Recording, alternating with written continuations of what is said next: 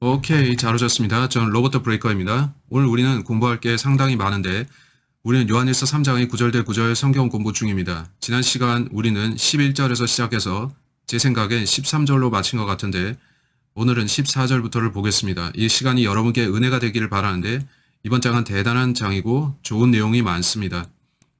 지난 시간 우리는 카인에 대해서 봤는데 11절의 처음부터라는 표현이 문맥상 흥미로웠습니다. 12절에서 카인을 언급하는데 아담과 이브에게서 태어난 첫사람인 카인 그리고 아벨에 대한 내용이죠. 요한은 카인이 그 악한 자에게서 나왔다고 하는데 저는 어떤 사람들이 그걸 실제적으로 카인이 사탄과 이브의 성관계를 통해 태어난 자식이라고 해석한다고 말했죠. 저는 그 해석이 좀 너무 나간 것이라고 말했고 그들이 왜 그렇게 믿는지 근거가 되는 구절들을 알지만 저는 그것이 영적인 뜻이라고 해석한다고 했습니다. 그건 사람이 악을 행하면 영적으로 예수 그리스도 대신 사탄에게 점유된다는 뜻이라고 말한 거죠. 따라서 우리는 13절에 언급된 미움에 동참하지 않도록 주의해야 된다고 했습니다. 나의 형제들아 세상이 너희를 미워하여도 이상히 여기지 말라. 따라서 우리는 지난 시간 카인과 그가 한 일을 봤는데 그는 자기 형제를 죽였습니다. 카인은 살인자였으며 그는 살인했습니다. 사람들은 왜 살인을 할까요? 증오 때문에 그렇게 합니다. 증오는 나쁜 것이고 우리는 증오를 품는 대신 사랑해야 합니다. 맞죠? 따라서 우리가 보는 것은 저자가 참 크리스찬과 거짓 크리스찬을 나누고 있다는 겁니다. 그는 우리에게 참 크리스찬들은 서로 사랑한다고 말하죠. 거짓 크리스찬들은 서로 미워합니다. 그들은 서로를 너무 미워해서 죽이고 싶어 합니다. 전 그게 흥미롭습니다. 저는 크리스찬이 된 이래로 지금까지 살면서 누구 죽이고 싶어 한 적이 없습니다. 우리는 마지막 때에 그런 것을 보는데 전 여기에 참 교회, 참 그리스도의 몸이 있고 참 신자들이 있는 것을 봅니다. 그것은 참 교회인데 그리고 우리는 AD 325년에 거짓 교회가 등장한 것을 봅니다. 이 거짓 교회는 결국 살인을 저질렀습니다. 그 시작이 1300년인지 1400년인지 전 잘 모르겠는데 대략 1400년대부터 거의 1800년대 후반까지 스페인 종교 재판이 있었습니다. 스페인 종교 재판에서 무슨 일이 있었나요? 그들은 사람들을 죽였습니다. 그들은 그것을 아토 데 페라고 불렀죠. 그들은 사람들을 신문했고 그들을 신문한 사람들 중에는 많은 참 크리스찬들이 있었습니다. 그들은 뭐라고 했냐면 저는 이 교회가 아닌 성경을 따릅니다 라고 했죠. 카톨릭은 너는 성경을 따르면 안 되고 우리를 따라야 돼 라고 했고요. 당신네가 성경을 따르지 않습니다 하면 그들은 너는 이단이니 우리는 너를 화형시키겠다고 했죠. 그들은 사람들을 죽였습니다. 여러분이 그걸 보면 그건 살인임을 알 수 있습니다. 성경 어디에도 사도 중 누구도 우리에게 그리스도 안의 형제와 자매들을 죽이라고 한 적이 없습니다. 그런 말은 없습니다. 따라서 우리는 매우 분명히 알 수 있는 것인데 본문은 온통 사랑과 생명을 언급합니다. 이번 장은 온통 사랑과 생명을 말합니다. 반면 이 거짓 교회는 온통 증오와 살인을 말하죠. 그것은 우리가 절대 해서는 안 되는 일입니다. 우리는 다른 이들을 증오하면 안 되고 그들을 꼭 좋아해야 되는 건 아닐지라도 사랑하라는 명령을 받았습니다. 그래서 우리는 사람들을 죽이고 싶어 하면 안 되는 것입니다. 그들은 저는 누군가 죽이고 싶은 건 아니고 단지 미워할 뿐입니다 라 하겠지만 증오가 마음속에 살인하는 것 아닌가요? 여러분은 주의해야 합니다. 주의해야 하죠. 따라서 여기 요한일서 3장을 계속 보는데 이제 14절을 봅시다. 본문은 우리가 안다고 하는데 우리의 키워드 중 하나가 알다였죠. 우리가 사망으로부터 생명으로 옮겨간 것을 아노니 이는 우리가 형제들을 사랑하기 때문이라. 자기 형제를 사랑하지 않는 자는 사망 안에 거하느니라. 따라서 저는 여기서 영원한 안전에 대한 본문을 보는 것입니다. 저는 저자가 바울과 일치하는 것을 봅니다. 이게 중요합니다. 제가 이전에 말한 거 기억하세요. 우리는 요한의 말이 바울과 일치하는 점을 찾아야 합니다. 여기서 저는 영원한 안전을 보는데 저기에 많은 크리스찬이라는 사람들이 말합니다. 로버트 브레이커 영원한 안전 같은 것은 없어요. 당신 틀렸어요. 노노노. 아닙니다. 우리는 행위가 아닌 믿음으로 말미암아 은혜로 구원받았는데 우리가 믿음으로 말미암아 은혜로 구원받았다는 게 뭘 의미합니까? 그건 우리가 그리스도 안에서 영원히 안전하다는 뜻인데 이는 그가 우리를 구원하셨기 때문이죠. 그들은 아니 당신은 자기 행위로 구원받아야 하고 또 행위 가운데 구원을 지켜야 합니다. 당신의 행위가 좌우합니다 라 하는데 카인이 자신의 행위로 구원받으려고 하지 않았습니까? 카인은 자기 행위를 가지고 하나님께 나아가지 않았나요?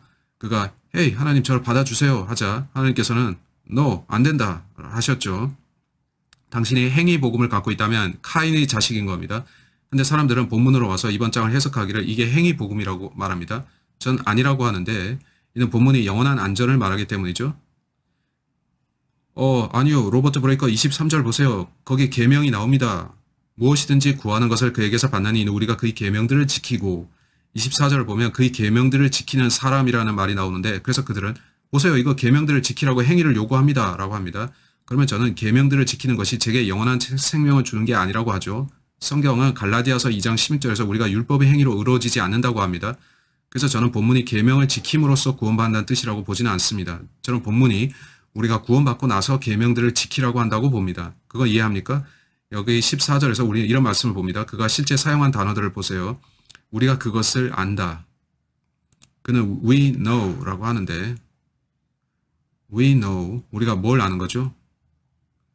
우리가 아는 점은 우리가 옮겨진 겁니다. 우리는 사망에서 생명으로 옮겨졌습니다. 따라서 여러분이 사망에서 생명으로 옮겨졌다면 그게 무슨 뜻입니까? 그건 이제 당신이 영생을 가졌다는 뜻입니다. 그 생명은 저자가 말하길 영원한 생명이라고 합니다. 따라서 저자는 여기 요한일서에서 우리에게 영원한 안전의 교리를 전해줍니다. 따라서 어떤 사람이라도 요한일서는 행위복음을 가르친다. 당신은 그리스도 안에서 영원히 안전하지 않다고 하면 그는 바울과 그의 교리를 부정하는 것입니다. 또한 그는 요한과 그의 교리 또한 부정하는 것입니다. 여기 우리가 봐야 할 많은 구절이 있습니다. 따라서 이걸 봅시다. 그가 말하기를 이걸 다시 보세요. 다른 본문을 보기 전에 이걸 보세요. 그가 14절에서 하는 말을 보세요. 우리가 사망으로부터 생명으로 옮겨간 것을 아노니 15절에서는 그걸 영원한 생명이라 부릅니다. 본문이 그렇습니다. 따라서 저는 사망에서 생명으로 옮겨졌죠. 구원받은 저는 현재 시제 영생을 가졌습니다. 요한은 그 말을 하는데 여러 본문에서 그것을 말합니다. 요한복음 5장을 가봅시다. 요한복음 3장 16절 말씀하죠. 하나님께서 세상을 이처럼 사랑하셔서 그의 독생자를 주셨으니 이는 그를 믿는 사람은 누구든지 멸망하지 않고 영생을 얻게 하려 하심이니라. 구원은 현재 시제로 영생을 가진 것을 말합니다. 사람들은 no, 당신은 그걸 잃어버립니다 라고 하는데 오케이, 하나님이 거짓말하셨습니까? 당신은 정말로 하나님께서 거짓말쟁이라고 믿는 겁니까? 저는 아닙니다. 영생이 뭔가요? 영생은 영원히 지속되는 생명입니다. 그 영원한 것을 어떻게 잃어버릴 수 있습니까? 영원은 끝이 없는 건데요. 따라서 하나님께서 당신에게 영생을 주셨다면 그 생명은 영원한 겁니다. 그걸 어떻게 합니까? 그걸 잃어버릴 수 있다면 하나님께서 거짓말한 게 되고 그건 영원하지 않은 게 되기 때문입니다. 일시적 생명이죠. 당신은 그걸 잃을 수 없기에 하나님께서 당신에게 구원의 선물을 주셨을 때 그는 영원한 생명 또는 또한 그것을 선물로 주신 겁니다. 그 생명은 영원하게 잃어버릴 수 없습니다. 그건 놀랍죠. 요한복음 5장에서 예수께서 말씀합니다. 요한복음 5장 24절 진실로 진실로 내가 너에게 말하니 내 말을 듣고 또 나를 보내신 분을 믿는 자는 영생을 얻고 정죄에 이르지 아니할 것이며 사망에서 생명으로 옮겨지느니라. 본문을 주목하세요. 당신이 잃어버리지 않는다면 미래에 가질 것이다 라고 하지 않고 hath라는 표현을 쓰는데 그거 현재형입니다. 저는 고전 영어를 좋아합니다. 그래서 hath는 현재형 has입니다. 영원한 생명을 갖고 있다는 거죠. 저는 거저받은 선물인 영생을 갖고 있습니다. 본문을 잘 보세요. 24절에서 영생을 얻고 정죄에 이르지 아니할 것이며 사망에서 생명으로 옮겨지느니라고 합니다. 우리 방금 읽었습니다. 우리는 사망에서 생명으로 옮겨갔다고요. 그는 여기서도 말하기를 사망에서 생명으로 옮겨진다고 합니다. 26절까지 계속 읽어봅시다. 25절 진실로 진실로 내가 너에게 말하니 죽은 자들이 하나님의 아들의 음성을 들을 때가 오고 있나니 바로 지금이라. 듣는 자들은 살리라. 이는 아버지께서 자신 안에 생명을 지니신 것 같이 아들에게도 생명을 주시어 아들 안에 지니게 하심이라. 따라서 두 종류의 생명이 있습니다. 우리가 누군지를 생각하세요. 우리는 세 부분으로 되어 있는데 우리는 몸, 혼, 영으로 되어 있습니다. 제가 구원을 받을 때 저희 혼이 영생을 얻지만 제 몸은 아닙니다. 제 몸이 영생을 얻으려면 휴거 때까지 기다려야 합니다. 그래서 저는 휴거를 기다리는데 그때 영원까지 보존되는 영광스러운 몸을 얻을 것이기 때문입니다. 제가 구원을 받았다고 할 때 그것은 제 혼입니다. 하나님께서는 제 혼을 구원하셨고 거기에 영생을 주셨습니다. 그래서 25절에서는 죽은 자들이 그 음성을 들을 때 살리라고 합니다. 그들의 몸이 살아나는데 몸이 영생을 얻을 것입니다. 근데 구원은 당신의 혼이 먼저 구원받는 것입니다. 제가 구원을 받을 때 제 혼이 영원히 구원을 받은 겁니다. 그건 잃어버릴 수 없는 것이죠. 로마서 6장으로 가십시오. 저는 이걸 계속 설명하기에 지칩니다. 그들이 제게 와서 구원을 잃어버릴 수 있어요. 구원을 잃어버릴 수 있어요. 라고 할 때 저는 속으로 생각하기를 저 사람은 성경을 읽긴 했을까? 라고 하죠.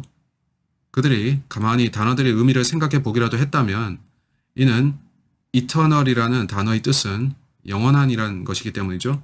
제가 사망에서 생명으로 옮겨졌다면 그건 제가 정죄 받을 수 없다는 겁니다. 저는 그 구절을 보여드렸는데 제 혼은 지옥에 갈 수 없죠. 이는 제가 하나님으로부터 영원한 생명을 선물 받았기 때문입니다. 제 육신은 많은 고통 가운데 어떤 문제들을 갖고 갈 수 있는데 성경은 내가 뿌린 대로 거둔다고 말씀하죠. 제 육신은 생애를 살면서 제가 저지른 악한 일들 때문에 고통을 겪을 수 있지만 제 혼은 예수와 함께 영원히 있습니다. 로마서 6장 23절 이는 죄의 삭은 사망이요 하나님의 선물이 뭔가요? 하나님의 선물은 우리 주 예수 그리스도를 통한 영생입니다. 그것은 선물이고 영생은 영원히 지속되는 선물입니다. 그걸 어떻게 잃어버릴 수 있죠? 불가능합니다. 로마서 5장 17절 한 사람의 범죄로 말미암아 사망이 그 한 사람으로 인하여 군림하였다면 더욱더 은혜의 풍성함과 의의 선물을 넘치도록 받는 사람들이 한 사람 예수 그리스도로 인하여 생명 안에서 군림할 것이니라. 따라서 생명 곧 영생의 선물입니다. 21절로 가보겠습니다. 죄가 군림하여 사망에 이른 것 같이 은혜도 의를 통하여 군림하여 예수 그리스도 우리 주로 인해 영원한 생명에 이르게 하려는 것이니라. 요한복음 17장 2절 구원을 상실할 수 있다고 말하는 이 사람들이 성경을 읽은 걸까요? 그들이 뭐라고 하는 거죠? 누군가 구원을 잃어버릴 수 있다고 말한다면 그게 실제로 무슨 뜻인가요? 그들은 구원이 뭔가 인간의 행위에 달렸다고 말하는 겁니다. 인간이 자기 행위에 기반해 얻을 수 있는 것이란 얘기죠. 그건 카인, 즉 행위를 말하는 카인입니다. 성경은 우리의 의로운 행위로 구원받는 게 아니라고 가르치는데 우리가 그리스도께서 십자가에서 완성하신 피 대속을 믿을 때 그가 우리에게 선물로 구원을 주시고 그건 은혜를 통해서입니다. 그 선물은 뭔가요? 생명이죠. 영생의 선물인데 제 행위에 근거해서 받는 게 아닙니다. 저는 카인이 아닙니다. 전 그리스도가 저를 위해 하신 일을 믿습니다. 요한복음 17장 2절 아버지께서 아들에게 모든 육체 위에 권세를 주신 것은 아들에게 주신 모든 사람에게 영생을 주게 하려 하심이니이다. 영생은 이것이니 곧 사람들이 유일하시고 참 하나님이신 아버지와 아버지께서 보내신 예수 그리스도를 아는 것이옵니다. 따라서 예수 그리스도입니다. 갈라디아서 3장 21절로 가보십시오. 한데도 사람들은 계속 고집합니다. 그들은 노 브레이커 형제 당신은 잘 모릅니다. 행위가 필요합니다. 행위가 필요합니다. 정말 그럴까요? 왜 제 성경은 그렇게 말씀하지 않죠? 왜 당신은 제 성경과 반대로 말할까요? 한데 행위란 건 알다시피 내가 이거 하거나 저걸 하면 하나님께서 나를 받아주신다는 거죠. 그런 게 있나요? 그들 중에 다수는 아니 구약 율법에는 10계명을 지키라고 했습니다. 그러면 율법을 지켜서 하늘에 갈 수 있다는 겁니다. 갈라디아서 3장 21절은 어떻게 말씀하나요? 갈라디아서 3장 21절은 그렇다면 율법이 하나님의 약속들을 거스르는 것이냐? 결코 그럴 수 없느니라. 만일 율법이 생명을 부여할 수 있는 것으로 주어진 것이었다면 진실로 의도 율법에 의하여 되었을 것이라. 율법이 당신에게 영원한 생명을 줄 수 있었다면 우리는 율법을 지켜야 될 겁니다. 율법이 당신에게 영생을 줍니까? 아니요. 1000번은 아닙니다. 예수님만이 영생을 주실 수 있습니다. 그는 우리가 영생을 받을 수 있도록 그의 생명을 주셔야 했습니다. 요한복음 14장 6절 예수님 말씀입니다. 예수께서 그에게 말씀하시기를 나는 길이요 진리요 생명이라 나로 말미암지 않고는 아버지께로 올 사람이 아무도 없느니라. 여러분이 행위로 하나님께 나아갈 수는 없습니다. 그렇게 한다면 당신은 카인입니다. 하나님께서는 그러한 당신이 악한 자로부터 나왔다고 하실 겁니다. 자신을 정당화하면서 자기 행위에 근거해서 하나님께 자신을 받아달라고 하지 마십시오. 하나님께서는 아니 내가 너를 위해 한 일을 너는 믿어야 된다고 하십니다. 보혈입니다. 디모데후서 1장 1절 하나님의 뜻에 의하여 그리스도 예수 안에 있는 생명의 약속에 따라 예수 그리스도의 사도 된 바울은 10절 그러나 이제는 우리 구주 예수 그리스도의 나타나심으로 그것이 드러났으니 그는 죽음을 폐기하시고 복음을 통하여 생명과 불멸을 밝히셨느니라. 따라서 복음을 통하여 우리는 영생을 가질 수 있습니다. 믿음이 필요한 겁니다. 너희가 믿음으로 말미암아 은혜로 구원을 받았으니 이것은 너희에게서 난 것이 아니요 하나님의 선물이라. 복음은 고린도전서 15장 1절로 4절에 나오는데 그리스도께서 우리 죄들을 위해 어떻게 죽으셨는지 그는 자기 피를 흘리셨습니다. 그는 자기 생명을 속죄 제물로 그냥 주셨습니다. 그가 부활하시면서 영원한 생명을 가져오셨죠. 그는 누구든 나를 믿으면 그는 영생을 받게 된다 고 말씀하십니다. 당신의 혼만 구원받는 게 아니라 당신이 죽어서 혹은 살아서 휴거될 때 몸이 부활하거나 변화되면서 당신의 몸도 영광스럽게 변모되는데 그러한 몸으로 영원히 살 것입니다. 요한복음 3장 17절. 여러분은 성경을 믿으십니까? 믿는다면 모든 게 정리가 됩니다. 전 제 구원 간증을 했었는데 제가 구원받기 전에 저는 이단에 빠져 있었습니다. 그걸 달리 어떻게 말할지 모르겠는데 저는 하나님의 성회, 교회의 회원이었습니다. 거기서는 제게 구원은 저희 행위에 근거한다고 가르쳤습니다. 저는 예수를 믿어야 된다고 알았지만 행위도 필요하다고 믿었으며 행위가 없으면 구원을 상실한 줄 알았습니다. 제가 구원받았던 걸까요? 아니요. 그건 행위와 은혜를 섞었던 거죠. 저는 두려움 속에 살았는데 매일 밤 침상에 누워 울면서 오 하나님 제가 자다가 죽어서 지옥에 가면 안 되잖아요 라고 했죠.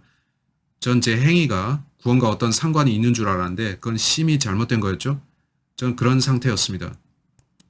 그러나 예수님의 피를 믿고 구원받은 후에 그가 하신 일만 믿고 그가 제게 영생을 주신 걸 알자 이제 저는 예수님을 사랑하기에 행합니다. 그게 바로 이 사랑인데요. 그가 저를 구원하셨기에 저는 그를 사랑합니다. 저는 하늘나라에 가기 위해 두려움으로 주를 섬기는 게 아닙니다. 전 제가 구원받은 걸 알고 그래서 주를 섬깁니다. 저는 구원이 뭔지를 아는데 구원은 하나님께서 제게 영생을 주신 겁니다. 제 행위의 근거에서가 아니라 그가 저를 위해 하신 일을 제가 믿었기 때문에 받은 것입니다. 요한복음 3장 17절. 하나님께서 자기 아들을 세상에 보내신 것은 세상을 정죄하려 하심이 아니요 그를 통하여 세상이 구원받게 하려 하심이라. 아들을 믿는 사람은 정죄를 받지 아니하나 믿지 않는 사람은 이미 정죄를 받은 것이라. 이는 그 사람이 하나님의 독생자 이름을 믿지 않았기 때문이라. 따라서 믿음이 당신을 구원합니다. 당신은 믿어야 합니다. 믿음입니다. 그리고 36절을 보시면 아들을 믿는 자는 보십시오. 영생을 가졌고 현재 시제로 있다는 겁니다. 그 아들을 믿지 않는 자는 생명을 보지 못하고 오히려 하나님의 진노가 그 사람 위에 머물러 있느니라고 하더라.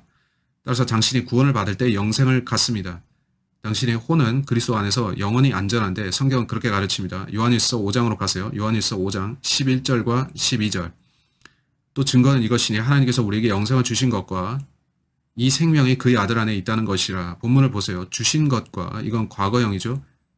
지금 제가 갖고 있을 뿐 아니라 제가 구원받을 때 그가 제게 영생을 주셨습니다. 저는 그리스도 안에서 영원히 안전합니다. 이제 20절을 보세요. 20절을 보십시오. 20절에서 또 우리가 아는 것은 우리의 키워드 중 하나가 알다였던 거 기억하세요. 하나님의 아들이 오셔서 우리에게 지각을 주셨다는 것이니 이는 우리로 참되신 그분을 알게 하려는 것이라. 우리는 참되신 그분 곧 그분의 아들 예수 그리스도 안에 있노라. 이분은 참 하나님이시며 영원한 생명이시니라. 따라서 여러분이 예수님을 자신의 구주로 믿으면 무엇을 갖습니까? 예수님은 영원한 생명이십니다. 제가 예수를 가졌으면 저는 현재형으로 영생을 가진 겁니다. 그래서 저는 구원을 잃어버릴 수 있다고 믿는 저 사람들 중 하나가 아닌 겁니다. 저는 영원한 안전을 믿는데 최근 저는 이메일과 전화, 손편지 등을 받습니다.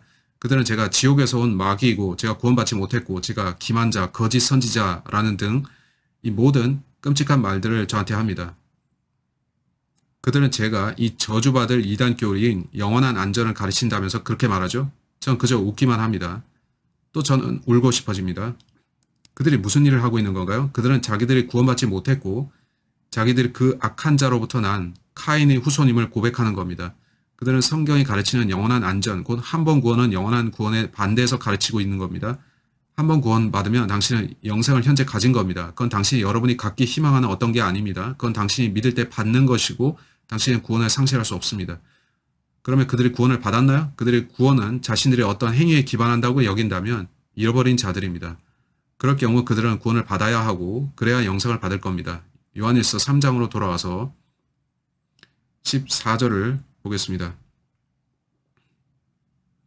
우리가 사망으로부터 생명으로 옮겨간 것을 아노니 여러분은 자신이 영생을 가진 걸 아십니까? 현재 시제로 여러분은 죽을 때 하늘나라에 갈 것을 압니까? 그걸 모른다면 여러분에게 문제가 있습니다. 요한일서 5장 13절을 보세요. 내가 하나님의 아들의 이름을 믿는 너에게 이런 것들을 쓰면 너에게 영생이 있음을 알게 하려 함이며 또한 너희가 하나님의 아들의 이름을 믿도록 하려 함이라. 성경은 우리가 자신이 구원받은 것과 우리가 영생을 가진 것을 알 수 있다고 말씀합니다. 성경은 우리 세대에 구원의 영원한 보장이 있다고 가르칩니다. 당신은 그걸 믿습니까? 그게 단 하나의 질문입니다. 여러분 그걸 믿거나 믿지 않을 텐데 믿지 않는다면 그건 당신이 카인의 후손이라는 고백입니다. 그건 당신이 자기 행위를 믿고 하나님께서 당신의 행위를 받아주실 거라고 믿는다는 얘기죠. 당신은 자기 의를 믿는 건데 그 옛 바리새인과 같은 것이고 자기 의에 빠져서 잃어버린 상태에 있으며 당신에겐 예수가 필요합니다. 당신은 그에게 와야 하고 당시 옛 카인처럼 자기 행위를 신뢰하는 게 아니라 그만 믿을 때, 그리스도가 피 흘려 죽으신 그것만 믿고 어떤 행위도 믿지 않을 때, 그가 하신 일만 믿을 때, 그때 당신은 자신이 죽으면 하늘에 가는 걸 알게 될 겁니다. 저는 제가 구원을 받았고 하늘에 가는 걸 압니다. 언제가 되었든지 간에 말이죠. 하지만 예수께서 오실 때까지 저는 계속 위대하고 건전한 성경적 교리인 영원한 안전을 설교할 겁니다. 오케이, 저는 당신도 그렇게 하기를 바랍니다. 이제 14절을 보세요. 우리가 사망으로부터 생명으로 옮겨간 것을 아노니 이는 우리가 형제들을 사랑하기 때문이라. 자기 형제를 사랑하지 않는 자는 사망 안에 거하느니라. 15절. 자기 형제를 미워하는 자는 누구나 살인자요, 살인자는 누구나 영원한 생명이 그 안에 거하지 않음을 너희가 아느니라. 여기서 우리는 다시 사랑을 봅니다. alright? 우린 지난 시간 사랑에 대한 어떤 구절들을 봤습니다. 우린 그걸 다시 다루진 않겠지만 저는 여러분께 요한복음 15장 13절을 제시했었습니다. 여러분이 요한복음 3장 16절을 알기를 바랍니다. 하나님께서 세상을 이처럼 사랑하셔서 그의 독생자를 주셨으니 그를 믿는 사람은 누구든지 멸망하지 않고 영생을 얻게 하려 하심이니라. 따라서 예수께서 우리 죄들을 대신해 하나님의 어린 양으로 죽으시면서 자기 생명을 우리를 위해 주셨는데 그건 사랑이었습니다. 그는 갈보리에서 자기 사랑을 보여주셨죠.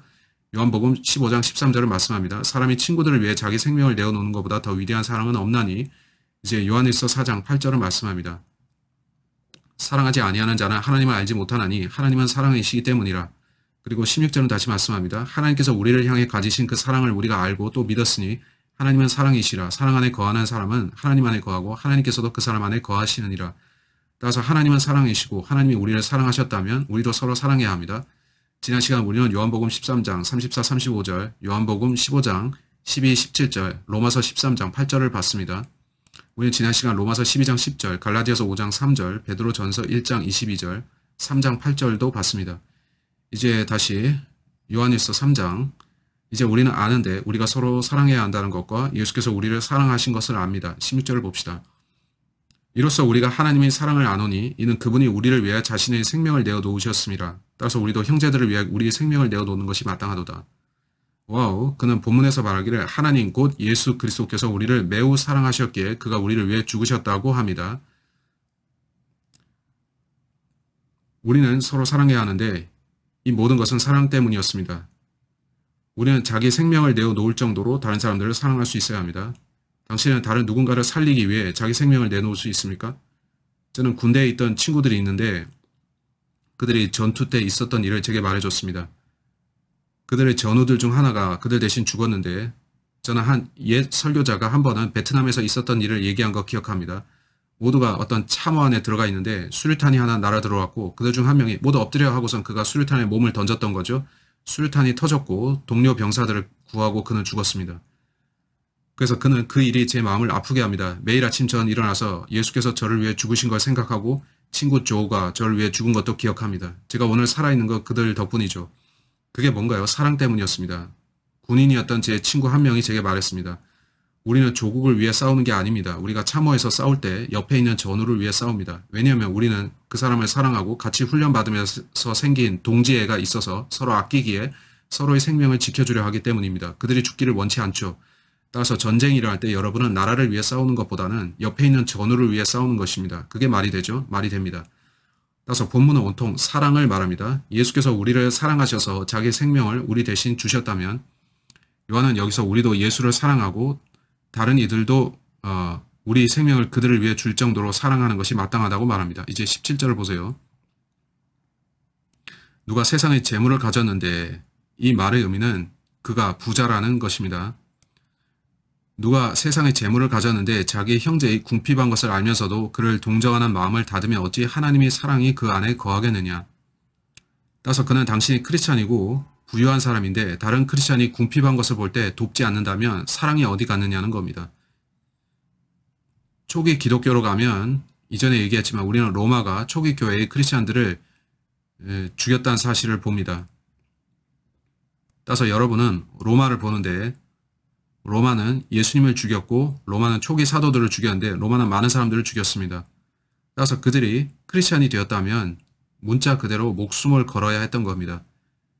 그들은 자기들이 크리스찬이게 알려지면 잡혀서 콜로세움으로 보내질 것이기에 조심했는데 하지만 그가 크리스찬이라면 투쟁했습니다. 기억하시지만 그들은 지하의 카타콤에서 자주 만났고 그들은 서로를 사랑했습니다. 그들은 서로 도우려 했습니다. 요한은 우리가 그와 같이 해야 된다고 말합니다. 그는 당신이 부유한 크리스찬인데 나가서 사람들에게 예수를 전하는 대신 단지 돈에 신경 쓰고 다른 크리스찬들을 도우려 하지 않는다면 당신은 정말 사랑을 보이고 있는가? 라고 묻습니다. 그렇다면 크리스찬들이 어떻게 해야 합니까? 다른 이들을 도와야 하나요? 이제 번영 복음은 뭔가요? 이 세상에는 소위 종교인들인데 그들은 은사주의자들입니다. 저는 그들을 캐리스 매니악, 은사주의 환자들이라 부르죠. 그들은 자신을 오순절파, 펜테코스탈이라고 부르는데 저는 그들을 펩시코스탈스라 부르죠. 그 펜티란 자들, 그 오망성과 같은 건데 조심하십시오. 두려운 일이죠. 어쨌든 저는 자신들을 번영 복음 사역자가 부르는 자들을 보는데 그들은 고린도전서 15장에 그 참 복음을 전하지 않습니다. 그들은 번영 복음을 전합니다. 그들이 다니면서 하는 말은 당신이 제게 헌금과 후원금을 보내면 하나님께서 당신에게 돈을 주실 것이다 라는 겁니다. 저는 성경에서 그런 걸 찾지 못합니다. 제가 성경에서 보는 것은 이겁니다. 당신이 매우 부유한 크리스찬인데 다른 크리스찬들을 사랑으로 보면서 그리스도 안의 다른 형제, 자매들이 뭔가 궁핍하며 그들을 어떻게 도와줄까, 내가 어떻게 줄 수 있나 해야 하는데 보시면 번영 신학이라는 건 온통 내가 무엇을 받을 수 있나 라는 겁니다. 한데 참된 복음은 내가 무엇을 줄 수 있나 입니다. 예수께서는 무엇을 주셨죠? 그의 생명을 주셨습니다. 번영 신학은 하나님께서 제게 이걸 주셨습니다.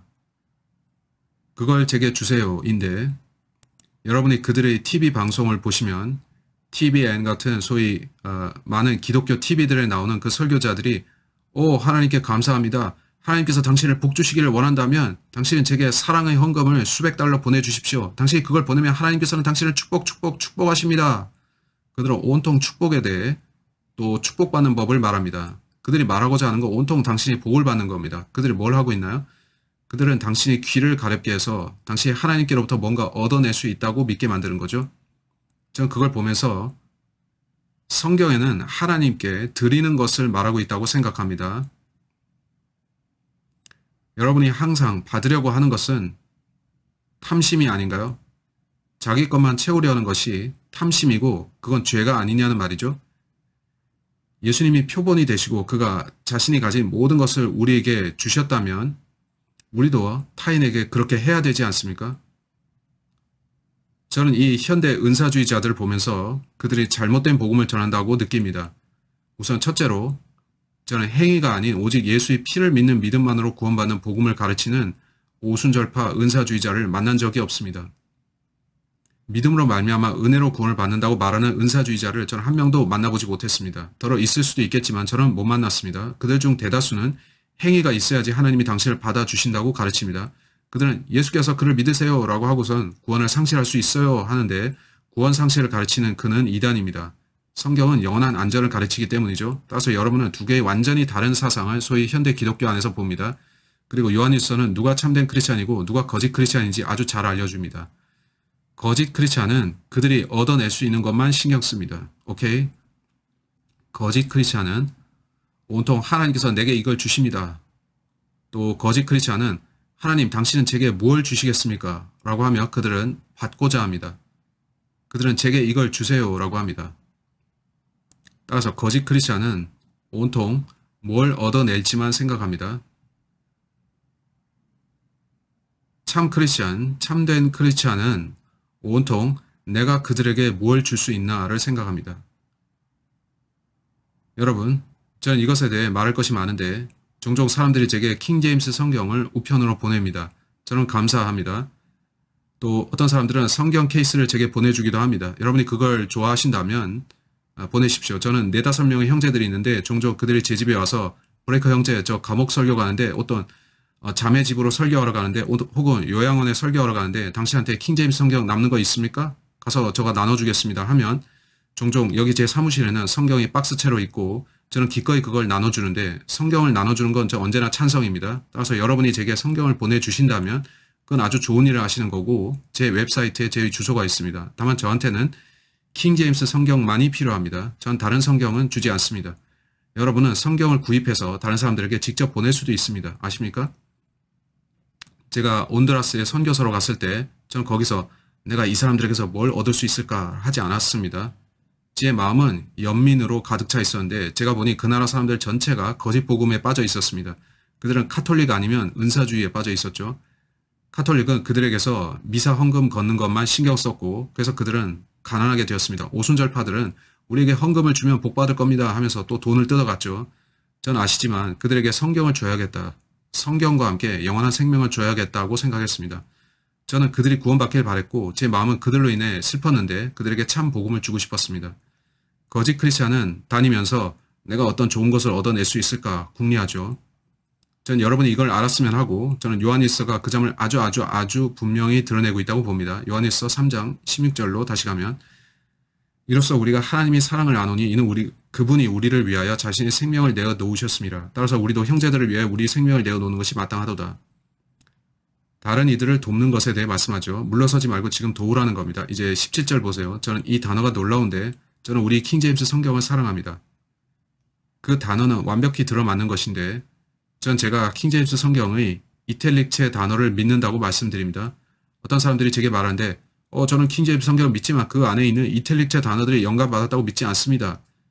아닙니다. 저는 믿습니다. 저는 참으로 믿는데 하나님께서 킹제임스 성경 안에 있는 이탈릭체 단어들을 넣으셨다고 봅니다. 하나님께서 킹제임스 번역자들을 이끄셔서 이 단어들을 넣으셨다고 말이죠. 17절 봅시다. 누가 세상의 재물을 가졌는데 자기 형제의 궁핍한 것을 알면서도 그를 동정하는 마음을 닫으면 여기서 of compassion이 이탈릭체입니다. 킹제임스 성경은 종종 어떤 단어들을 이탈릭체 표기합니다. 거기에 몇 가지 이유가 있는데 첫째, 그들이 그 단어가 들어간 사본을 한두 개 찾았지만 그 단어가 거기에 있는 게 확신할 수 없어서 이탈릭체로 쓴 겁니다. 혹은 그 단어가 헬라어나 히브리어 안에 문자 그대로 들어있지 않지만 우리 말로 그 단어를 이해하려면 있어야 하는 거죠. 여러분은 타 언어를 번역하는 거 아십니까? 그런 일입니다. 한 언어에서는 두 단어인데 다른 언어에서는 한 단어가 되죠. 이 언어에서는 한 단어로 쓰는 것을 다른 언어로 번역할 때는 세 단어가 될 수도 있습니다. 따라서 헬라어나 히브리어에서 영어로 번역할 때 원어에서는 이해가 되는 말이지만 그걸 영어로 그대로 옮기면 이해하기가 어렵게 되기에 단어를 추가해야 합니다. 그래서 킹제임스 역자들은 정직했습니다. 그들은 헬라어 표준 원문을 가능한 문자적으로 번역하면서 직역할 때 말이 되지 않는 것은 단어를 추가했습니다. 하지만 그들은 하나님의 말씀에 첨가한 사람이 되고 싶지 않아서 해당 부분을 이태릭체로 표기했습니다. 그 뜻은 그 단어가 거기에 있어야만 문장이 말이 된다는 것이고 그게 없으면 이해하지 못한다는 겁니다. 따라서 저는 여기에 of compassion이라는 두 단어가 하나님의 뜻에 따라 거기에 있게 되었다고 믿습니다. 그 단어가 여기 없으면 여러분은 그 문장을 이해하기 어렵습니다. 제가 그 단어를 빼고 읽어볼까요? 누가 세상의 재물을 가졌는데 자기 형제의 궁핍한 것을 알면서도 그의 마음을 닫으면 어찌 하나님의 사랑이 그 안에 거하겠느냐. 이게 납득이 잘 되십니까? 여러분이 바울스라는 단어를 생각하시면 제가 아이 때 아버지는 이걸 말하지 말아야 하는데 제가 아이 때 아버지는 화장실에 가는 거 얘기하면서 그걸 BM이라고 말했는데 저는 그 BM이라는 것이 무슨 뜻인지 전혀 몰랐습니다. 제 부친은 의사가 되려고 공부하셨었는데 제가 10살, 11살 때 하루는 아빠 BM이 뭐예요? 라고 물었습니다. 그는 그것은 bowel movement, 장의 움직임이라고 대답하셨죠. 저는 아이였기에 아빠가 화장실에 가서 BM을 처리한다고 하실 때 BM이 뭔지 궁금했죠. 저는 butt mud인가 했는데 그가 엉덩이에서 진흙을 싼다는 말인 줄 알았죠. 저는 BM이 무슨 뜻인지 몰랐습니다. 결국 저는 간호사셨던 제 엄마한테 물었고 아빠한테도 물었더니 그들은 bowel movement라고 대답했습니다. 그래서 제가 bowels에 대해 생각할 때 똥을 싼다는 뜻이 떠오릅니다. 근데 성경에서 bowel은 여러분이 배설물이 나오는 그곳이 아닌 마음의 중심부를 뜻합니다. 성경은 많은 경우에 사람의 bowels를 얘기하는데 그건 여러분 내면에 있는 생각들을 가리켜 말하는 겁니다. 오케이. 따라서 여러분은 이 본문을 동정심이라는 단어 없이 이해할 수 있습니까? 본문은 형제가 궁핍한 걸 알면서 자기 bowel을 그로부터 닫는다고 표현하는데 그가 똥 마려운 거 참는다는 뜻인가요? 본문은 이태릭체 단어들이 없으면 말이 잘 되지 않습니다. 그래서 저는 킹제임스 성경의 이태릭체 단어들을 신뢰하는데 이제 이태릭체를 포함해서 읽어보죠. 누가 세상의 재물을 가졌는데 자기 형제의 궁핍한 것을 알면서도 그를 동정하는 마음을 닫으면 어찌 하나님의 사랑이 그 안에 거하겠느냐. 따라서 여러분이 bowels는 배설물이 나오는 그곳, 곧 아랫배만 가리키는 것이 아닙니다. 여러분 자기 마음이 어디에 있는지 아실 겁니다. bowel, 곧 장이 움직인다는 의과적인 표현이 있지만 성경에서 bowels는 여러분 내면의 마음을 뜻합니다. 동정하는 마음. 이 영어 표현을 볼 때 저는 제 마음이 누군가를 동정해서 움직이는 것을 연상케 됩니다. 제 내면에 있는 마음이 그 사람을 향해 움직이면서 이 사람을 도와줘야 되겠는데 라고 하는 거죠. 이제 여러분은 이탈릭체 단어들의 중요성을 좀 아시겠나요? 저는 현대 역본들이 어떻게 하는지는 모르겠지만 어쩌면 우리는 확인해 봐야 되겠지만 그 비교는 흥미로울 겁니다. 현대 역본들이 이 부분을 어떻게 변질시켰는지 확인하면 말이죠. 지금 그걸 다루지 않겠습니다만 그래서 저는 이탈릭체 단어들이 유익하다고 봅니다. 16절 보세요. 이로써 우리가 하나님의 사랑을 아노니 역자들은 하나님의 of God을 더했습니다. 우리가 사랑을 아노니 누구의 사랑이죠? 하나님의 사랑입니다. 그래서 이탈릭체 단어들을 하나님이 원하셔서 넣으신 겁니다. 그래서 우리는 여기에 동정심이라는 단어를 보는데 제가 1828년 웹스터 사전에 들어가서 compassion이 어떤 뜻인지 봤습니다. 그 뜻은 연민과 합쳐진 사랑, 그것으로 참아내다입니다. 따라서 compassion의 뜻은 부분적으로는 연민입니다. sympathy, 스펠링이 바르게 되었죠. 측은히 여기는 겁니다. 근데 제게 흥미로운 거는 고통을 겪다라는 부분입니다. 따라서 compassion은 suffering과 상관이 있습니다. 예수께서는 십자가 위에서 동정심과 사랑을 보여주셨고 그가 하신 일은 뭐였나요? suffering, 고통받으신 거였죠. 그는 우리를 위해 고통을 참으셨습니다. 따라서 크리스찬으로서 번영복음과 은사주의 복음을 봤을 때 그건 고통받을 필요가 없고 하나님은 당신을 축복하신다. 그런 내용이죠. 하지만 성경 전체에 고통이 나오는데 크리스찬으로서 우리는 자기 고통을 참아야 하고 우리에 대해 거짓말하는 사람들을 참아줘야 하고 마귀의 공격을 견뎌야 하며 사람들이 우리를 중상하고 깎아내려도 참아야 하는데 그게 우리한테 필요합니다. 근데 번영복음에서 말하는 건 그게 아니고 여러분은 단지 받는 것만 기대하고 참을 필요가 없다고 합니다. 그건 말이 되지 않죠? 왜 그는 컴패션에 대해 말할까요? 그걸 문맥과 결합해서 보면 역사적 문맥상으로 본문이 쓰여진 때를 봐야겠죠? 로마는 크리스찬들을 죽이고 있었습니다. 크리스찬들은 로마 지하에 있는 카타콤에서 만나야 됐습니다. 그 크리스찬들은 자기들을 죽이려고 하는 당국으로부터 숨어야 했습니다. 그래서 그는 부유한 크리스찬에게 이걸 쓰면서 말합니다. 헤이, 당신이 만일 그들이 궁핍한 것을 보고 당신이 세상적으로 부유하다면 당신은 다른 크리스찬들에 대한 사랑의 마음이 없고 동정심이 들지 않는가? 당시 그리스도를 믿고 회심했던 많은 사람들이 세상에서 깊이 받는 인물이 되었고 세상은 우리는 당신을 받아줄 수 없다고 말했는데 그래서 그들은 직업을 잃어버렸고 장사나 사업을 하던 경우에 이 교도들은 저 사람은 크리스찬이니까 저 사람 가게에서 물건 사지 말라고 했죠. 그러면 그는 주께 부르짖으면서 주님 제가 어떻게 합니까? 라고 했는데 그렇게 그들의 삶은 달라졌고 그건 고통의 시작이었죠. 그래서 요한은 여러분이 참 크리스찬이라면 다른 크리스찬을 도우라고 하는 겁니다. 주도록 힘쓰고 얻으려 하기보다는 더 주라는 거죠. 오케이? 저는 살면서 이런 사람들을 만났는데 그들은 크리스찬을 자처하면서 받기만 원했습니다. 그들은 주는 것보다 받기를 원했죠. 그들은 요한이 본문에서 말하는 크리스찬과 다르게 행동했습니다. alright? 저는 이 주제로 많은 구절을 언급할 수 있습니다. 크리스찬들은 동정심을 가져야 합니다. 여러분이 구원을 받았다면 성령의 열매를 보여야 합니다. 저는 컴패션에 대해 생각할 때 사랑을 생각합니다. 제가 러브를 생각할 때 charity를 떠올리죠.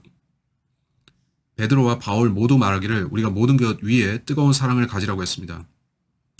여러분은 현대 역본들이 charity란 단어를 제거하고 love로 대체한 거 압니까? 저는 그러게 원치 않습니다. 즉 그게 옳다고 생각지 않는데 저는 킹제임스 성경이 맞다고 봅니다. 이는 charity가 love 이상의 것이기 때문이죠. charity는 희생적인 뭔가를 뜻합니다. 그 희생적으로 주는 것입니다. charity, compassion, 그리고 love가 있죠. 갈라디아서 5장으로 갑시다. 갈라디아서 5장에서 우리는 성령의 열매라 불리는 걸 확인하는데요.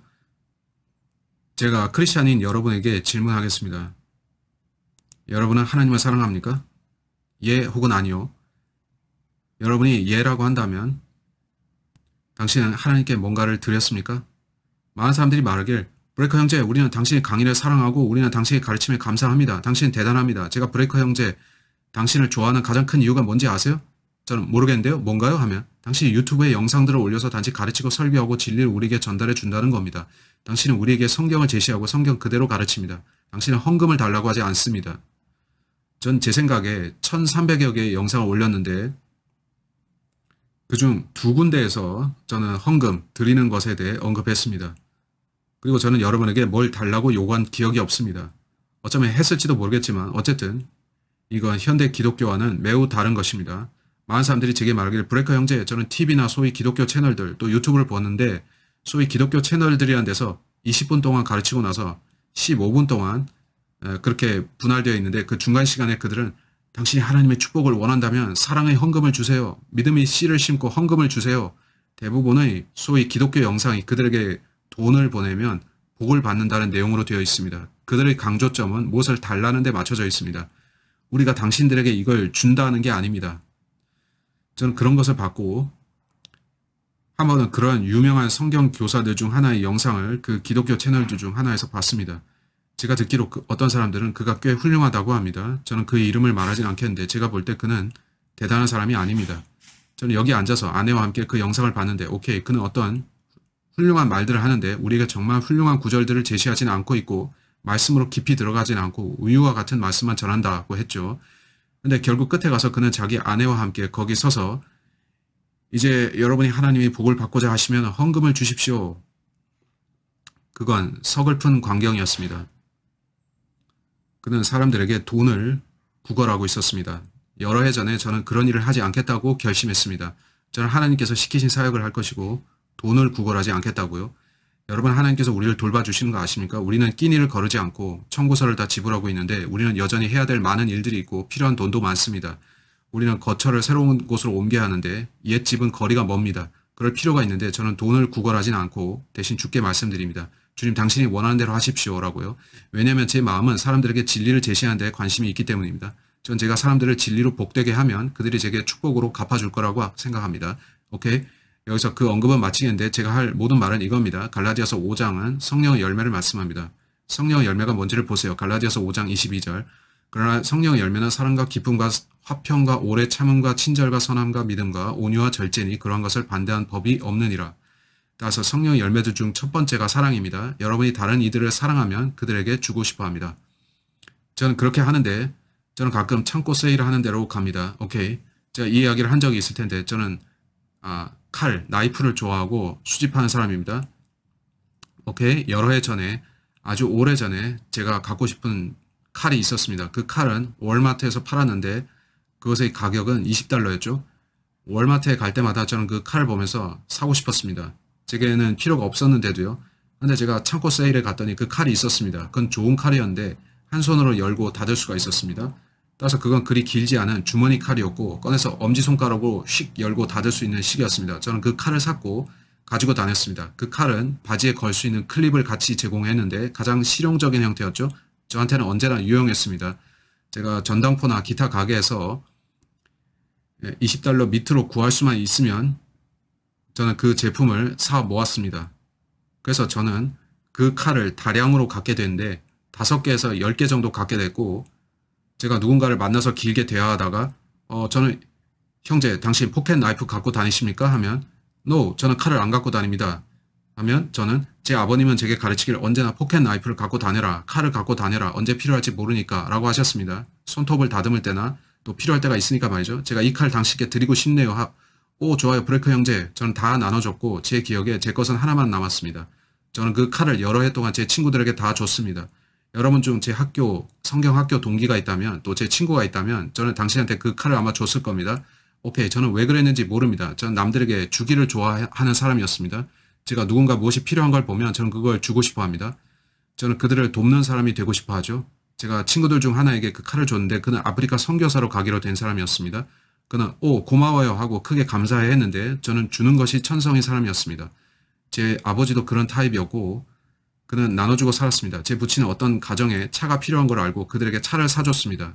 그들은 청구서를 낼 수 없는 사람들이었죠. 제 아버지는 당신의 차를 차고에 두십시오라고 했고 그는 저는 지불할 돈이 없습니다. 저 지불 못합니다. 차를 가져가세요 했는데 부친은 그들에게 차를 줬습니다. 제 부친은 언제나 주는 분이었는데 저도 언제나 사람들을 돕고 주려고 애씁니다.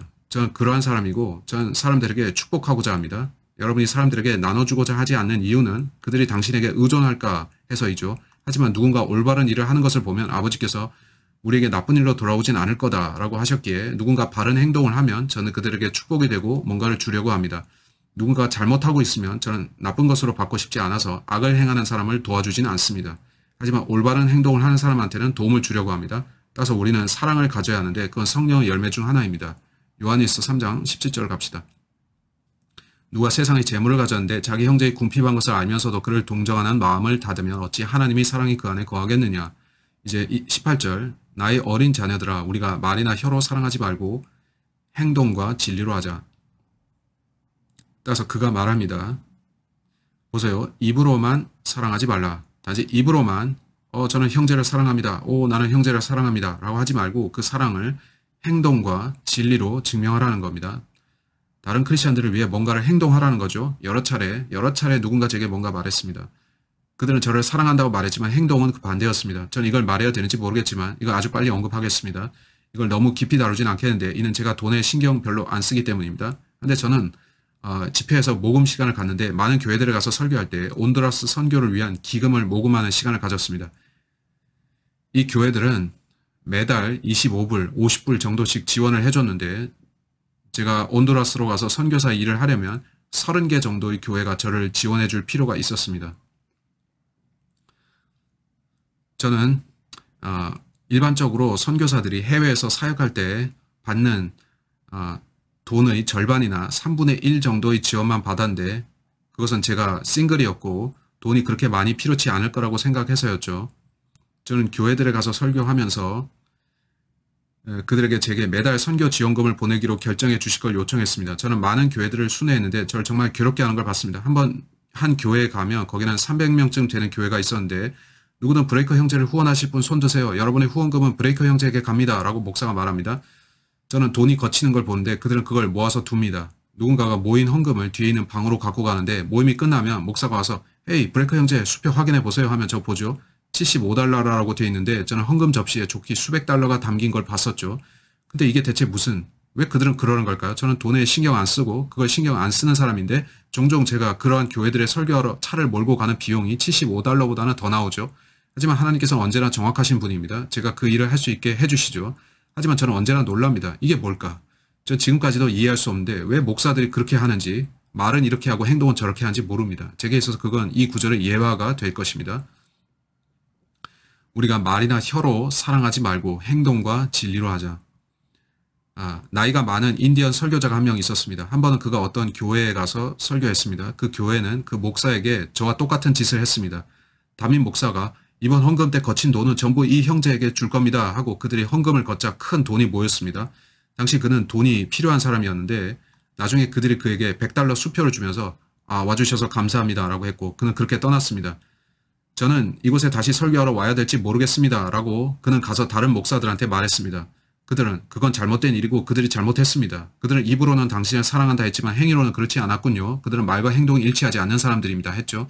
그 목사 중 일부는 그에게 다시는 그곳에 설교하러 가지 마십시오라고 하고 일부는 가서 설교하되 헌금을 정확하게 받아오세요라 했습니다. 그 교회가 그에게 올해 다시 와서 설교해 주세요라고 불렀고 그 인디언 목사, 그는 복음 설교자인데 아메리칸 인디언 출신의 복음 설교자였죠.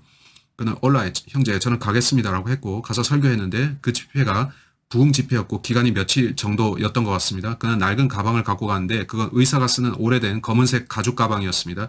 물고기 입처럼 크게 벌어지는 가방이요. 담임 목사가 또 말합니다. 우리가 건넨 모든 헌금이 이 형제에게 갑니다. 그 말하자 그 부흥사 나와서 아멘 형제 아멘 하면서 가방을 열고 그 헌금 지금 여기 넣으세요 했고 신자들이 헌금을 넣었죠. 그는 열린 가방을 들고 나가서 헌금 여기 넣어주세요 하면서 담임 목사를 봤는데 목사님 우리는 당신한테 감사합니다. 형제들 고맙습니다. 고맙습니다. 여러분 모두가 제가 목사님 말씀처럼 모든 헌금을 받는 거 지금 보십시오.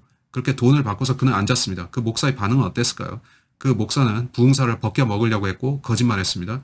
우리는 당신을 사랑합니다. 말로는 그렇게 하고 행위로는 반대로 했죠.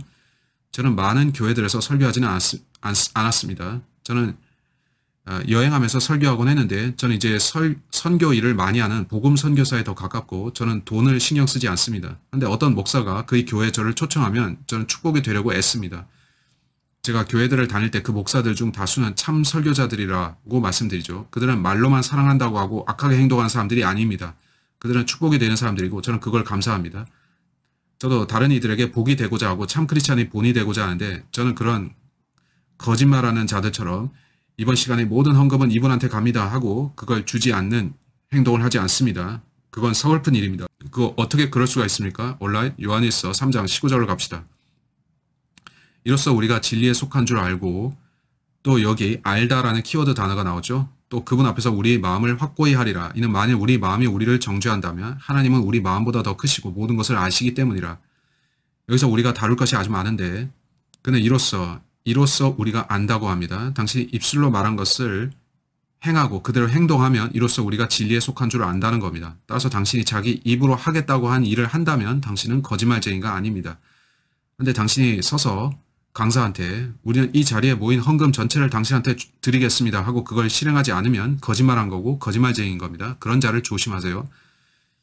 그리고 그는 19절에서 assure라는 단어를 사용합니다. 확고히 한다는 거죠. 여기서 우리는 assurance라는 단어를 얻는데 제 부친은 오래전에 assurance라는 제목의 전도지를 제작하셨습니다. 여러분은 assurance라는 단어가 우리 킹제임스 성경에 7차례 나오는 거 아십니까? 제 아버지는 assurance에 대한 전도지를 쓰셨고 거기에 이 단어가 등장하는 모든 구절을 집어넣었죠. 저는 그게 흥미로웠습니다. 구원은 믿음을 통해 받는데 우리가 구원을 받을 때 구원의 확신을 갖습니다. 우리가 어떻게 확신을 받죠? 확신은 여러분 자신이 구원받은 것을 아는 것입니다. 저는 목사들이 말하는 걸 들었습니다. 당신은 자신이 구원받았는지 아닌지 알 수 없다고요. 누군가 그렇게 말하는 걸 들으면 저는 그건 이단이라고 말하죠. 그건 거짓말이고 그는 기만자입니다. 그들은 자기가 무슨 말 하는지 모르는 자들인데 이는 성경이 사람은 자신이 구원받은 것을 안다고 하기 때문입니다. 요한일서 5장 13절 또 제가 발견한 흥미로운 것은 assurance라는 단어가 성경에 7번 나온다는 거죠. 하나님께서 숫자 7으로 일하시죠. 그걸 말할 시간은 없지만 그 구절들 알려드릴 테니 확인해 보세요.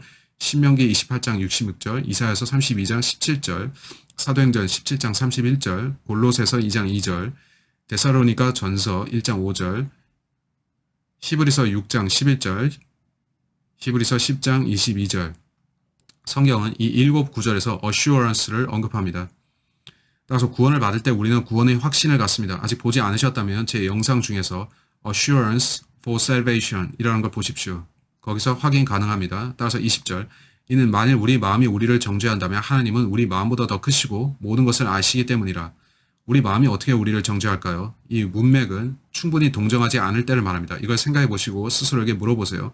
내가 진정 누군가에게 도움을 주고 나눠준 적이 있는가? 내가 다른 크리스천들에게 사랑을 보여준 적이 진적이 있는가?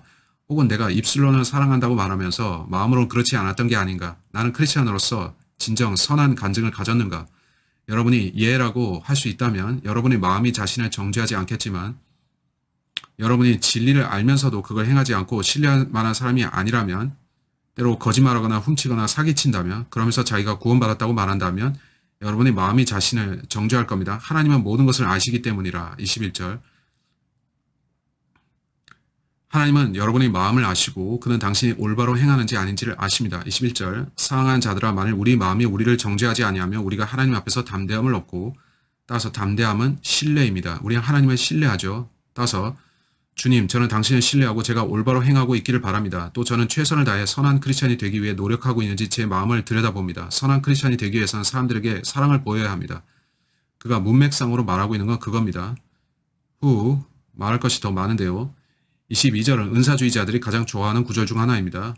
오순절 파는 이 구절을 사랑합니다. 22절 무엇이든지 구하는 것을 그에게서 받나니 이는 우리가 그의 계명들을 지키고 그의 목전에 기쁨이 되는 일들을 행함이라. 따라서 문자적으로 말해서 우리가 무엇을 구하든지 그에게서 받는다는 겁니다. 그러자 오순절 파들은 하나님께 무엇이든지 당신이 원하는 걸 구하면 그가 주신다고 하는데 그게 번영 복음입니다. 저는 여러 해 동안 기도했는데 주님 저는 최소 $10,000,000가 필요합니다. 저는 $10,000,000를 못 받았습니다. 그렇다면 사람들은 당신이 그의 계명들을 지키지 않아서라고 할 텐데 그건 아닙니다. 본문은 우리가 무엇을 구하든지 그에게서 받는다고 합니다. 제가 잘못한 게 뭔가요? 이 구절에는 더 깊은 내용이 있는 거죠. 마태복음 7장으로 가봅시다. 당신이 뭔가를 구한다고 해서 그걸 다 받을 수 있는 건 아닙니다. 여러분의 바람이 하나님의 뜻과 일치해야 합니다. 당신이 받으려 하는 것이 하나님께서 당신에게 주시기를 원치 않는 것이면 어떻게 되죠? 제가 받고자 기도하는 게 하나님이 금하신 거라면 제가 하나님께 저는 창녀를 원합니다 라고 기도하면 하나님께서 그걸 구하는 제게 주십니까? 아니요. 하나님께서는 나는 네가 창녀를 갖는 걸 원치 않는다 하시겠죠. 그건 가장 어리석은 요청이 될 텐데요. 따라서 이 구절은 백지수표가 아닙니다. 하나님께서 네가 크리스찬이면 원하는 걸 다 받을 수 있다고 하신 게 아닙니다. 그는 램프의 요정 지니가 아니시기 때문에 당신의 소원을 들어주기 위해 등장하는 분이 아닙니다. 그런 말씀이 아닙니다. 무엇이든지 구하는 것은 그의 뜻에 따라 구하는 겁니다. 그럼 주시죠. 마태복음 7장 7절로 11절 보세요. 구하라 그러면 너에게 주실 것이요 찾으라 그러면 너희가 찾을 것이요 두드리라 그러면 너에게 열릴 것이라. 이는 구하는 자마다 받을 것이요 찾는 자는 찾을 것이요 두드리는 자에게는 열릴 것이기 때문이라. 너희 가운데 누가 아들이 빵을 달라는데 돌을 주며 생선을 잘라는데 뱀을 주겠느냐. 본문에서 예수께서는 하나님께 뭔가 구하는 것을 말씀하는데 여러분은 그 관계를 아십니까? 아버지와 아들의 관계죠. 그 마치 아들이 아버지께 와서 아빠 저는 이걸 원해요 라 하는 건데 아버지가 예 아니요로 답할 권리를 갖고 있죠. 전 제 아버지에게 가서 아빠 저는 이것저것을 정말 갖고 싶어요 라고 하는데 어떤 경우에 아버지는 넌 그건 좋은 생각이다. 그걸 내게 주겠다 하시고 또 어떤 경우에 그는 아니 아들아 넌 그게 필요치 않다. 그건 너무 비싸기에 다시 생각하거라 하셨죠. 저는 아빠 제가 그걸 몰랐네요. 제게 그게 필요치 않은 걸 아셨군요. 따라서 여러분이 하나님께 가는 것이 ATM 기계 앞으로 가는 것처럼 기도만 하면 돈이 나오는 식이 아닌 거죠. 그런 건 없습니다. 야고보서 4장으로 갑시다. 야고보서 4장 1절로 4절에서 어떻게 말씀하나요? 너희 중에 싸움과 다툼이 어디로부터 오느냐? 너희 지체들 속에서 싸우고 있는 너희 정욕들로부터 오는 것이 아니냐? 너희가 갈망하여도 얻지 못하고 너희가 살인하고 갖고자 하여도 열망하여도 얻을 수 없으며 너희가 다투고 싸워도 얻지 못하니 이는 너희가 구하지 않기 때문이라. 많은 사람들이 여기까지 읽고 멈춘 후에 말합니다. 당신이 구하기만 하면 하나님은 주신다고 말이죠. 3절을 보세요. 구하여도 받지 못하면 너희 정욕에다 쓰려고 잘못 구하기 때문이라. 따라서 여러분은 하나님께서 여러분이 구하면 다 주신다. 그렇게 기도하면 안 됩니다. 그는 당신에게 필요한 걸 주신다고 약속하셨지 원한다고 다 주신다 하지는 않으셨습니다. 많은 경우에 우리가 원하는 것은 정욕적인 것입니다. 빌립보서에서 어떻게 말씀하나요? 여러분이 이 장을 읽을 때 또 요한 1서를 읽을 때는 언제나 바울의 말씀의 조명하에서 봐야 된다는 거 기억하세요. 그래야 여러분이 거짓 교리에 빠지지 않습니다. 빌립보서 4장 19절을 보십시오. 그러나 나의 하나님께서 그리스도 예수를 통하여 영광 가운데서 그의 풍요를 따라 너희의 모든 필요라고 했습니다. 채워주실 것이라. 따라서 우리가 요한일서 3장에서 보는 무엇이든지 구하는 것을 그에게서 받는다는 말씀은 내가 원하는 걸 다 받는다는 뜻이 아닙니다. 왜냐하면 제가 마즈다 미아타 스포츠카나 혹은 신형 보스턴 회일러 보트를 원한다면 제가 단지 그걸 원하기에 하나님께서 제게 주셔야 된다고 믿지는 않습니다. 그건 제 정욕일 수도 있습니다. 안 그런가요? 하나님께서는 제가 원하는 걸 주신다고 약속한 게 아니라 하나님의 약속은 빌립보서 4장 19절대로 제가 필요한 걸 주신다는 겁니다. 제게 필요한 게 뭔가요? 성경은 제게 필요한 단 한 가지가 먹을 것과 입을 것이라고 합니다. 성경은 우리에게 먹을 것과 입을 것이 있으면 이것들로 만족할 것이니라고 합니다. 음식이 있다면 저 굶어 죽지 않겠죠. 제 옷장에 옷들이 있으면 저는 헐벗고 다니지 않아도 되겠죠. 그게 제게 가장 큰 필요이고 하나님께서는 제가 그에게 그걸 구하면 주시겠다는 거죠. 그 외의 모든 것은 하나님의 은혜로 주시는 겁니다. 그리고 저는 진정 그걸 받을 자격이 없습니다. 그래서 저는 제가 가진 것에 더욱 감사하게 되는 거죠. 요한일서 3장으로 가서 22절을 봅시다. 무엇이든지 구하는 것을 그에게서 받나니. 오케이? 우리는 자신이 원하는 것보다 필요한 것을 구해야 합니다. 이는 우리가 그의 계명들을 지키고 그의 목전에 기쁨이 되는 일들을 행함이라. 이건 하나님께서 우리의 행동을 보고 계신 것 같은데 우리가 올바로 행하는지 아닌지를 보고 계신 것 같죠. 우리가 올바로 행하면 주시겠다는 건데 올바로 행치 않으면 주시 않으신다는 거죠. 근데 다시 기억할 것은 우리가 이 세대에 속해 있고 여기는 영원한 안전이 있는데 그가 주시는 것은 우리의 몸과 관련되고 주께서 우리의 혼에 하시는 일은 아닙니다. 이건 구원의 이슈가 아니기에 여러분이 계명들을 지킴으로써 구원받는 그런 문제가 아닙니다. 23절 그의 계명은 이것이니 우리가 그의 아들 예수 그리스도의 이름을 믿고 그가 우리에게 주신 계명대로 서로 사랑하라는 것이라. 여기 우리는 이름을 보는데요. 이건 후 가스펠처럼 들리죠. 따라서 이 앞까지는 전부 다 바울과 일치되는 것처럼 보였는데 갑작스럽게 what gospel 대신에 who gospel이 등장하는 겁니다. 그래서 여러분은 이걸 살펴봐야 합니다. 우리는 그의 아들 예수의 이름을 믿는다는 것, 이것은 그리스도의 사역 당시와 그 조금 뒤까지 있었던 그러한 복음입니다. 그래서 저는 이 문맥이 휴거 이후에 적용되는 것으로 생각하는데 휴거 이후에는 이게 적용될 수 있는 것이 그때는 그리스도를 믿는 믿음과 계명들을 지키는 게 함께 중요하기 때문입니다. 믿음과 계명들 말이죠. 저는 그걸 살펴볼 시간은 없습니다. 제가 들여다볼 것이 많은데 23절을 봅시다. 그의 계명은 이것이니 우리가 그의 아들 예수 그리스도의 이름을 믿고 그가 우리에게 주신 계명대로 서로 사랑하라는 것이라. 24절 그의 계명들을 지키는 사람은 그분 안에 거하고 사람들은 이것을 문맥에서 끄집어내서 우리가 이제까지 읽은 모든 것을 이렇게 말합니다. 성령이 당신 안에 거하시려면 계명을 지키고 또 행위가 필요하다. 아닙니다. No. 우리는 그리스도 안에 영원한 안전을 가졌는데 이어지는 본문을 보십시오. 그분은 그 사람 안에 거하시느니라. 이로써 우리에게 주신 성령에 의하여 우리는 그분이 우리 안에 거하시는 것을 아느니라. alright? 여러분이 바울을 보시면 그는 우리가 어떻게 성령을 받는지 말합니다. 그는 우리가 율법을 지켜서 성령을 받는다고 하지 않습니다. 따라서 요한 1서를 읽을 때 저는 행위를 하고 계명들을 지키면 우리가 구원받는다는 내용을 볼 수 없습니다. 저자는 우리가 구원을 받았으면 그 후에 계명들을 지키라는 겁니다. 올바로 행하고 계명들을 지키라는 겁니다. 하지만 그게 우리를 구원하는 건 아닙니다. 따라서 저자는 우리가 구원 이후에 행하라는 겁니다. 구원받기 위해 행하라는 게 아니고요. 이 구절에서 그는 우리가 성령을 받는다고 말하는데요. 어떻게 우리가 내주하시는 성령을 받습니까? 여러분은 바울로 가야 합니다. 에베소서 1장 13절, 사실 12, 13절이죠. 에베소서 1장을 보세요. 이거 우리가 내주하시는 성령을 받는 방법입니다. 12절. 이는 먼저 그리스도를 믿었던 우리로 그의 영광을 찬양케 하려 하심이니라. 따라서 구원은 믿음으로 받습니다. 믿는 것이죠. 온라인. 여러분이 믿을 때 여기 어디에 faith를 썼는데 여기에 belief를 쓰죠. belief가 trust입니다. 여러분은 믿어야 합니다. 당신이 믿을 때 13절 어떻게 말씀합니까?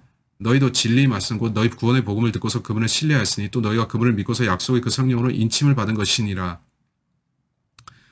다시 한번 영원한 안전이 나옵니다. 우리는 구원을 받을 때 성령의 인침을 받습니다. 그건 바울의 교리죠. 이제 요한일서 3장으로 돌아와서 오순절파가 하는 말을 봅시다. 22절. 무엇이든지 구하는 것을 그에게서 받나니 번영복음입니다. 우리가 무엇이든 원하면 하나님께서 그 복을 내게 주신다. No, 당신의 필요에 따라서 받지 원함으로 받는 게 아니다는 겁니다. 이는 우리가 그의 계명들을 지키고 그의 목전에 기쁨이 되는 일들을 행함이라. 그의 계명은 이것이니 우리가 그의 아들 예수 그리스도의 이름을 믿고 그가 우리에게 주신 계명대로 서로 사랑하라는 것이라. 사랑을 계속 말하죠. 하지만 진실입니다. 사랑입니다. 구원은 믿음을 통해 받고요. 이제 14절. 그의 계명들을 지키는 사람은 그분 안에 거하고 그분은 그 사람 안에 거하느니라.